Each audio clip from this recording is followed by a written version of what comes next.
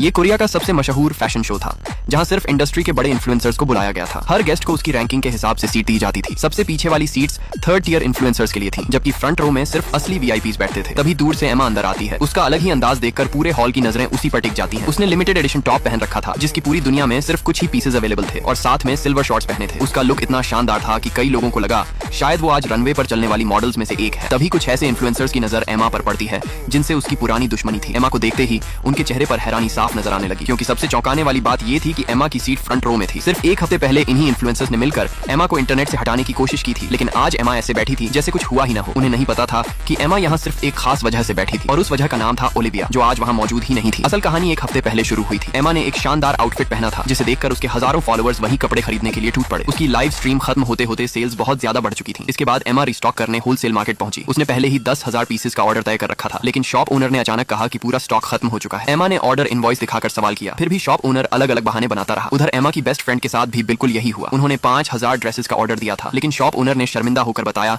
कि पूरा स्टॉक किसी और ने खरीद लिया है। बार बार पूछने पर आखिरकार उसने उस बायर का नाम बता दिया। उसका नाम था एवा। एवा वेस्टास नाम की कंपनी चलाती थी और पूरे फैशन बिजनेस की सबसे बड़ी बायर्स में से एक थी। उसने खुद एमा के चुने हुए सारे पीसेस खरीद लिए थे। एमा और उसके दोस्तों जैसे छोटे सेलर्स के पास उसके सामने कोई चांस नहीं था। अब लाइव में बिक चुके हजारों पीसेस के ऑर्डर्स कैंसिल करने पड़ते और कस्टमर्स को पैसे वापस करने पड़ते। उनकी नई ऑनलाइन शॉप शुरू होने से पहले ही बंद होने की कगार पर पहुंच गई थी। एमा ने तुरंत फोन निकाला और एवा का अकाउंट खोजा। उसकी शॉप में वही सारे कपड़े मौजूद थे जो एमा ने चुने थे, लेकिन अब पूरा स्टॉक सिर्फ एवा के कब्जे में था। एमा ने इस मामले के बारे में एक्स नाम के एक जानकार से पूछा और एवा के बारे में ज्यादा जानकारी लेने की कोशिश की। एक्स ने साफ बताया कि एवा जिस चीज पर नजर रखती है उसे रोकना लगभग नामुमकिन होता है। वो इस बिजनेस की सबसे बड़ी बायर थी और अपने सख्त रवैये के लिए मशहूर थी। कोई भी शॉप ओनर उसके खिलाफ जाने की हिम्मत नहीं करता था। फिर भी एमा ने हार नहीं मानी। उसे पता था कि स्टॉक वापस मिलने की उम्मीद बहुत कम है, लेकिन उसने एवा का एड्रेस ढूंढ लिया और सीधे उसके घर पहुंच गई। अंदर एवा फोन पर किसी से बात कर रही थी। तभी एमा को असली सच्चाई पता चली। कुछ जेलस इन्फ्लुएंसर्स ने ही एवा को एमा का बिजनेस बिगाड़ने के लिए हायर किया था, लेकिन जैसे ही एवा ने सुना कि वे इन्फ्लुएंसर्स उससे 70% हिस्सा मांग रहे थे, उसका रवैया अचानक बदल गया। उसने तुरंत एक बहाना बनाया और कॉल काट दिया। फिर जैसे ही एवा पीछे मुड़ी, उसकी नजर सामने खड़ी एमा पर पड़ी, जो बिना बताए उसके घर के अंदर पहुंच चुकी थी।